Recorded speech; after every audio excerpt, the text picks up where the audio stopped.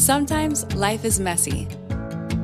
Have you ever wished you could refocus your mind, home, relationships, and work life?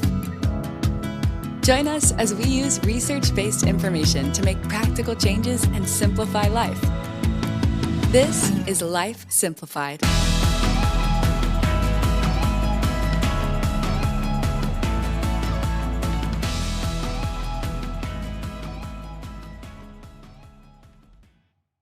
Welcome to Life Simplified and welcome to a new month. We are officially into the fall season and all the things fall includes, like pumpkin spice, sweater weather, and the holiday season. With that being said, today we're going to talk about preparing for holidays and special occasions, but probably not in a way that you usually think about.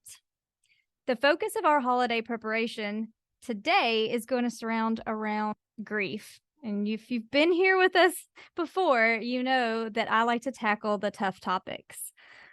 Holidays and special occasions can be a trigger or reawakening of grief. So it's important that we anticipate the emotions that we might experience during those times. But before we talk about how to cope with grief and those emotions during the holidays, we have to kind of back up a little bit and discuss what exactly grief is all about. So, ladies, I wonder, as I was planning for this, and all of the information today is coming from our University of Kentucky Family and Consumer Sciences Living with Loss series, and we're specifically going to focus on understanding grief and then grief triggers.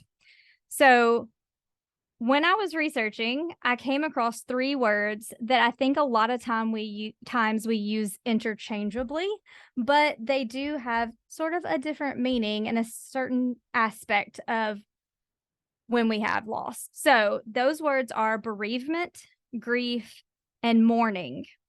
Have you ever thought about those or the meaning of each of those words?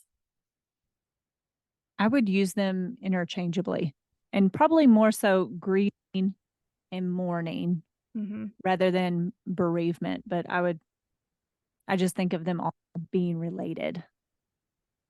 Yeah, I think that's common. I felt the same way. And I think I probably would have just swapped them in and out as if they had the exact same meaning. And they are related in that they all have to do with loss, but they kind of play a different role in the loss experience. And so I thought it might be important to sort of point out the differences in them. So bereavement, according to Psychology Today, is the period in which a person is in a state of loss that occurs after someone has died. Then in the book, The Last Dance, Encountering Death and Dying, the authors point out that the root word for bereavement actually means shorn off or torn up. So the root word of bereavement itself actually suggests that something has been taken from you against your will. So it actually has to do with the period of time. So it's just that saying that someone has had a loss, someone has had something taken from them against their will. And then grief, which I think is probably the most common word that we use, is the complex reaction to loss. And so this is what we usually think about when someone passes. It can be intense, it can be overwhelming, and we often associate it with pain, and particularly emotional pain. It's important to note that grief is universal, so everyone experiences it, but it's also highly personal. So although we all experience it, we will all experience it in our own way. And so you can't really compare your grief with someone else's grief because it is such a personal life experience. Each loss that you experience, you may experience grief in a completely different way, depending on the person, the relationship, and the manner in which the loss occurs. Grief affects our feelings and thoughts, but it also impacts every aspect of our lives, such as our physical, behavioral, and spiritual life. So it's kind of all encompassing, but it roots in our reaction emotionally and our thoughts. And then mourning, which I think we also use this word, but again, maybe not as common as grief, is the process you go through to integrate the loss into your life. So it's the action, it's what you actually do in response to the loss. So it's when we cry or we write thank you notes because someone brought us food. It's the wearing of black to the funeral, or maybe in the days following. It's those rituals that we participate in that help us to move toward hope and healing. So I tried to break it down in a way that kind of worked for me, and hopefully it makes more sense for everyone else. So I would say bereavement is the time period following a loss. Grief is the emotional experience of loss, and mourning are the actions done to integrate the loss into your life. So that new normal that you establish after a loss. So having said all of that, do y'all have any comments or thoughts on kind of defining out those words that we've probably all heard, but maybe not all really taken a look at? Well, I've never really thought of them being separate. Yeah, kind of like Ashley had talked about earlier. I kind of used them interchangeably, but you really did a good job of explaining the difference of them. Thanks. Yeah, I felt the same way. I felt like we all kind of just use them. We've heard them. We have an idea of what they are, but it kind of helps to break it down and understand that while they all have to deal with our loss, they have different true meanings and parts of that loss experience. The next thing I kind of want to touch on for a second is the 5 stages of grief. And so I'm wondering, what do you all know about the 5 stages of grief? Have you heard about this before? Is it anything that you know anything about, or is it a new concept to you? I really don't know far as what the 5 stages of grief, but I've always heard you have a roller coaster of emotions that you go through after somebody that has been close to you, family member or close friend, after their passing. So I guess it kind of in a way would be similar to that, but I'm curious to see what the 5 stages is. Mm-hmm. Yeah, absolutely. I think a roller coaster probably would be an accurate description for a lot of people's experience with grief. I don't know that I could name all 5 or any of them in the right order, but denial, anger, those are 2 that really pop out. Yeah, I always remember the anger one.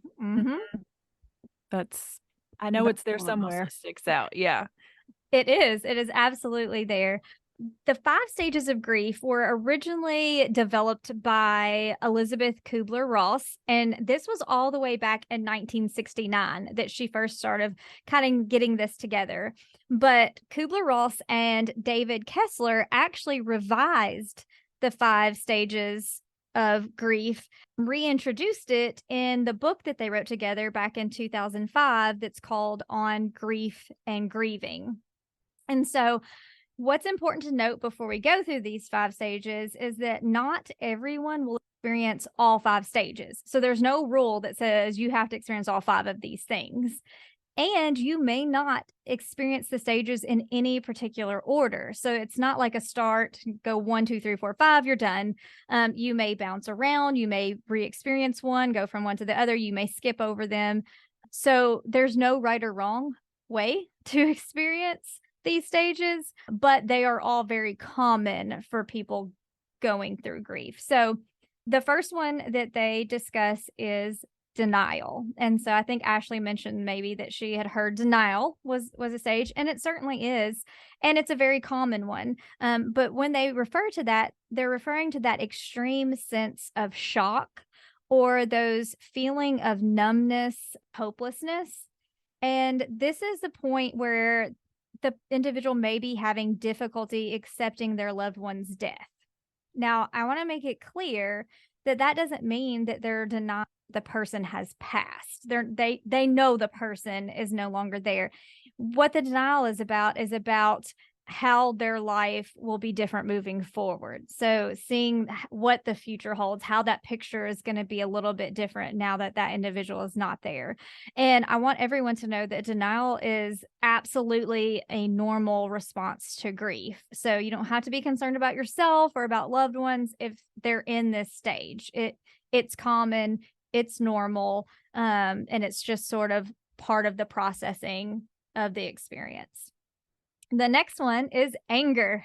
And I think we were all pretty common.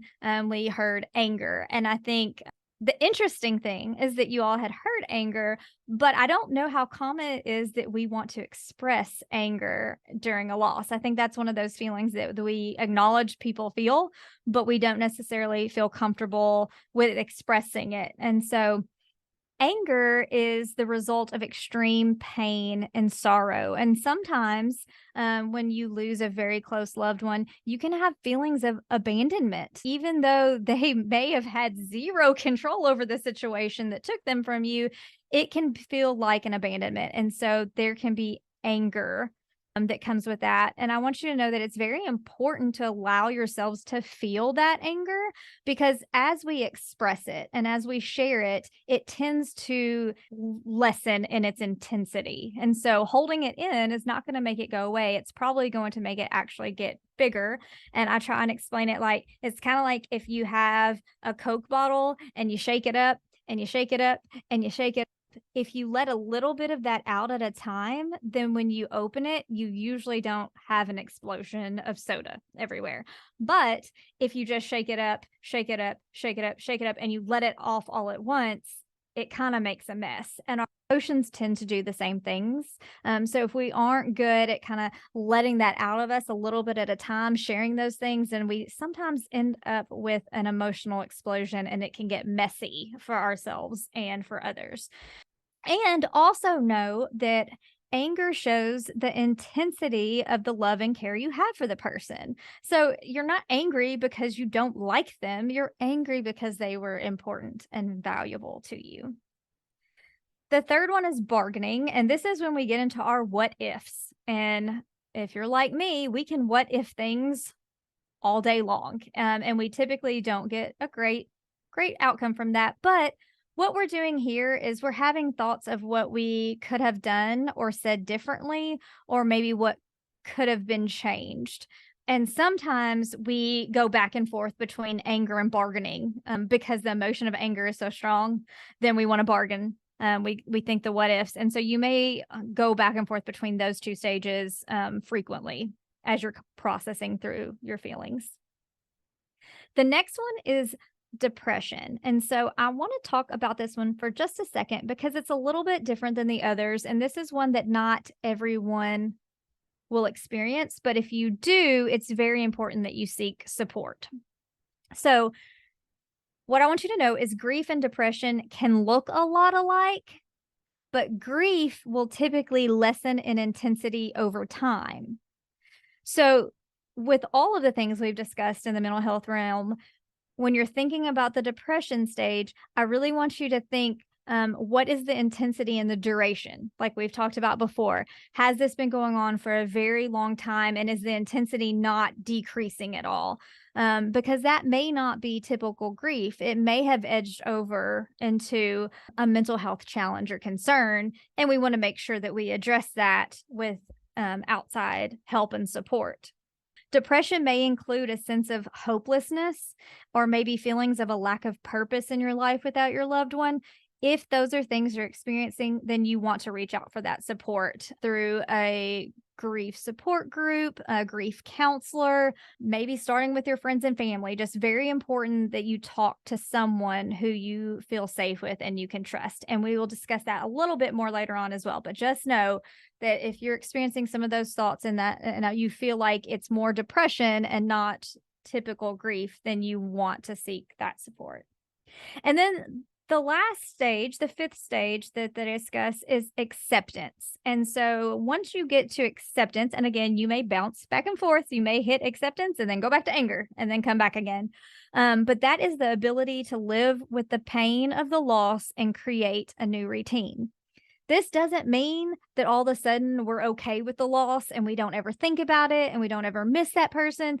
That just means that we have developed a new normal for ourselves where we are able to accept the loss and continue on with our daily activities and just create that new routine for ourselves without that individual being in our life. And the whole point of grief is to get to this point where eventually you can find that state of acceptance where I still love my loved one, I still miss them, but I'm able to move forward with my life and create my new routine. Before we move on, ladies, any comments or thoughts on those 5 stages? I like how you reminded us that we will move in and out of the stages. Yeah, it's ever changing and it's so personal.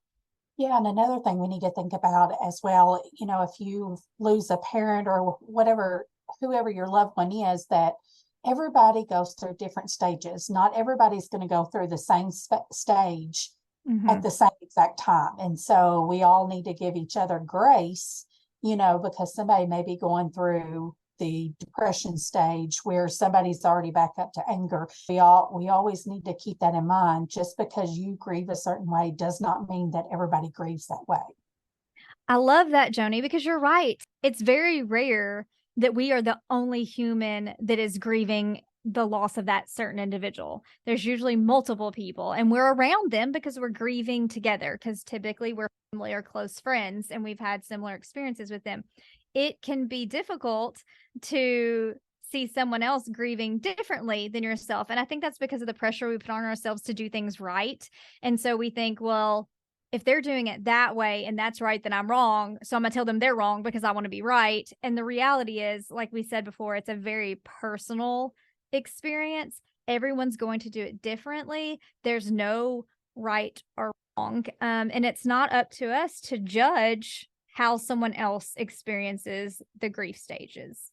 We're just to be there and support and love and encourage. And if we do find that we have a loved one or ourselves that may be getting thick into that depression stage, then we reach out and support and offer help. That's great. Thank you for pointing that out, Joni. So these stages, like we said, can bounce around. And then also it's important to know there is a term, and I think I even mentioned it in the opening today, and you might have wondered what it was, but there is a term that's called reawakened grief. And so reawakened grief is intense feelings and emotions that are triggered by holidays or other special occasions.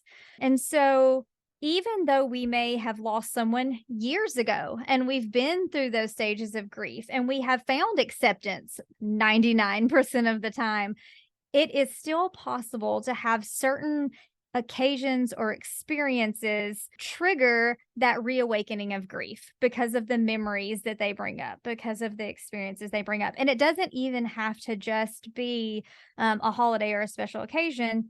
It could be, grief could be reawakened by smells or sights or songs or traditions or other people's deaths that we then are going through that process of grieving, or even new events or exciting events in our own life that we think our loved one would have enjoyed being there. And so then we kind of pull that memory back up and it brings it back to the surface. And so all of that to say is grieving is never completely over. I think we can find our new normal and we can find some peace with it, but there will always be things that can come along and kind of trigger us to maybe cycle back into some of those stages for a short time. And the holiday season is definitely one of those times when that can be really prevalent for us. So whether you are grieving a recent loss or a loss that has been several years ago, I think it's important for us to be aware of the idea of reawakened grief and to prepare ourselves for the holiday season. And so we know there are a lot of events coming up in the next couple months that could be possible triggers in this way. And we think about the sights and sounds and smells. I think the holidays bring those kind of things along with them as well. So I really want us to kind of think about ways that we can begin to cope with that. But before we go into that, I'm just wondering, ladies, have you ever heard of or experienced reawakened grief? I can say I have. We lost my mother-in-law a little over a year ago. And there's certain things that I see or I hear or even see her name, like on Facebook or even in my phone, because I haven't deleted her number out of my phone. And there's a lot of times that I'll see it, I'll think about something that, she's said or done to encourage me throughout the years, or just, to bring back the memories of her last days on earth with us, but also throughout the years since I've been in the family. So I can honestly say that I have. Thank you for sharing that. And I think the longer that we know someone, the more experiences we have with that individual, the more opportunity there are for those things to come up that are reminders of them. Mine is related to the holidays and the traditions. I lost my grandparents, both of them. It's been probably 10 years, but I remember like we'd always go to their house and we'd make candy and things like that. And so when the holidays comes around, I'll remember like, oh, I remember when you used to do that. And now that I have a son, I'm like, man, I really wish he was around to they were around so he could participate in those activities and just get to know them. And so it makes me think about traditions I can start to carry on and things that I can do with him. But I didn't really think about it and reawaken grief, but I like to know what it is now that I have experienced it. Yeah, I think it's interesting because it's a term that I don't think is commonly used, but I think we can all relate to it once we hear what it actually is.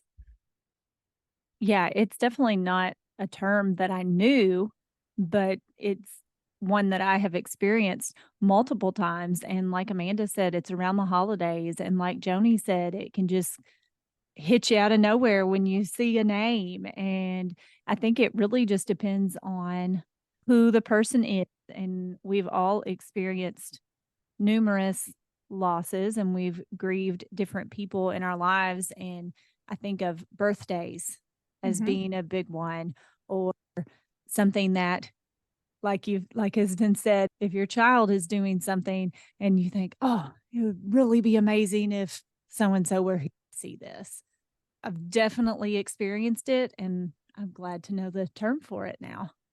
Yeah, I think a couple of you, I think Amanda and Ashley, you both hit on, especially like those new events where you're like, man, they would have loved to be here for that. They would have loved to see that. And I think we think of that about all of our loved ones that are not here with us because we so would like for them to experience that activity with us or our children or whatever that accomplishment is that we have done. It's hard to think about them not being there with us. And I will say for myself, reawakened grief can come at us in so many different ways. Don't be surprised if it comes at you and you're not expecting it. Like for myself, I've experienced certain losses and I don't want to get into details because I don't want to trigger anybody listening to this.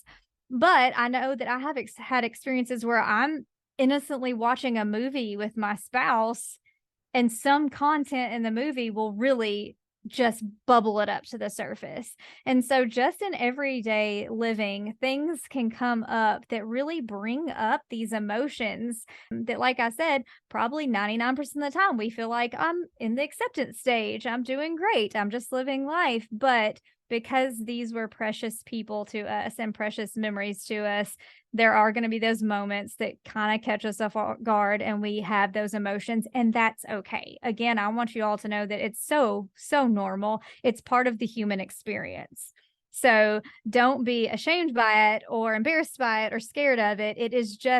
It means that we have truly built strong relationships and that we have loved others. And so that's something we can be proud of and glad that we have that in our life. But there are some things that we can do going into the holiday season or dealing around special occasions that we know are coming up that can help us to prepare.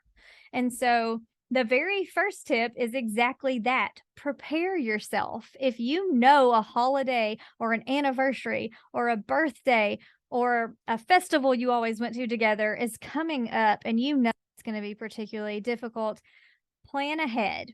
You know, one of the things that I've always liked to talk with any of my clients that I've seen in counseling is if they had a date coming up that they knew was going to be especially hard, we want to plan, how would you like the day to go?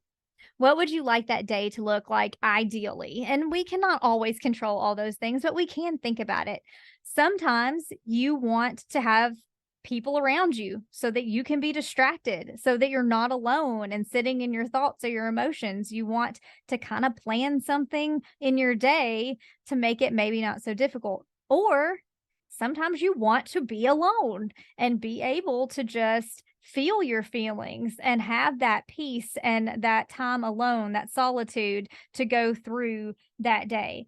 The great news is there's no right or wrong way to do it, but if you plan ahead, you're more likely to have your expectations and your wishes met than if you just hope that people in your life know that you either want them there or want them to go away. It's better if we can speak that truth out loud to them so that they can understand how to best support us in that. So think about how you want the day to go, plan for a distraction or plan for support. Do what you feel like you need in that space. Another tip is permit yourself to feel your emotions. Like I said before, you don't want to make a mess. You don't want to bottle up those emotions. You don't want to shake it up and push it down until you can't handle it. It's really important to feel what you're going to feel. It goes both ways though, because a lot of times some of these events could be a holiday that you love. So we get to that holiday and we feel happy, but then we feel guilty that we're happy because I'm supposed to be sad because that person's not there with me. Or I'm sad, but I feel guilty that I'm not happy for the other people that are involved in this. The great news is we're allowed to feel more than one feeling at a time. So it's okay if you feel both happy to be with the people you're with and experiencing the event you're experiencing and sad that that individual is not with you. It's all right to do both. I think if you've ever heard anybody say, sometimes you might have to laugh and cry at the same time, and that's all right. And I think the people around you will understand that. And if it's people who know you and know your heart, they're going to support you and help you get through that. So allow yourself to feel and don't feel embarrassed by those emotions. Reflect on your memories with your loved one. Another way that we can kind of get through tough dates, tough holidays is to look at those pictures, to tell those stories, to think about all those things that we truly loved about that individual. And so we can do it a couple different ways.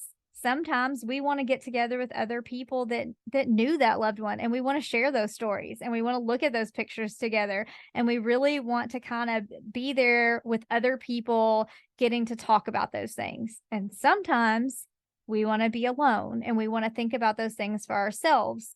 So maybe it would be better for you, if you like to be alone, to write in a journal, to be able to kind of get those thoughts and those memories and those feelings down on paper for you, where it's for your thoughts and your privacy, and you don't have to share it. Again, there's no wrong way. You have to do what feels right for you. Create a tradition. And I love this one because a lot of our emotions come around traditions we had with that person, but there's nothing that says we can't create new traditions as well along the way. And those traditions can honor those individuals. So some suggestions are, maybe you want to start a tradition of at that holiday or that event, you're going to light a candle in memory or in honor of that loved one. Maybe you want to celebrate with their favorite meal or a favorite side dish that they always loved so that you can share those stories about them. Maybe it was something they made and there's some story about how they burnt it one holiday and everybody was so sad they didn't get to have it. Whatever it is, you can incorporate them into your celebrations that way. Maybe you want to have a place setting for them and leave a spot at your table in honor of that loved one, so that you feel like their spirit is there with you and still enjoying that holiday or that day with you and your family. Maybe you want to spend the day listening to music that they loved or doing something that you always did together with them in honor of them. There are so many ways that we can be connected to our loved ones through traditions and rituals and activities that it may help soothe our soul to do so. And then reaching out for support. When we know it's going to be a tough day, it's important for us to lean on our friends and our family who understand us and care about us and are there to listen to us. So we don't want to forget to do that. We don't have to face the tough days by ourselves. And you never know, that loved one may be struggling as well. That family member that you call on, they might say, yeah, I'm having a tough day too. Can we spend the day together? So then we're not alone and we can face this, as a team. Also, you can look into things like bereavement support groups or grief counseling, particularly if you feel like that stage of depression could creep back in, or if you're still struggling with that because it's a more recent loss. then there's things you can do to find those groups and those counselors. You can search online and using those keywords, bereavement support group, grief counseling, you should be able to find those individuals that are close by to you. You can call a local counseling agency. Sometimes we can, reaching out to your religious leaders, if that's something you participate in. A lot of times they have connections for support and guidance. And then even funeral home directors may be able to connect you to resources because they work in that industry all of the time and they know who those support people are and where those groups are meeting. And then the last tip is volunteer your time to a cause to commemorate your loved one. So that's another way that you can honor your loved one, maybe by giving a gift or a donation in their name to a cause that they were connected to.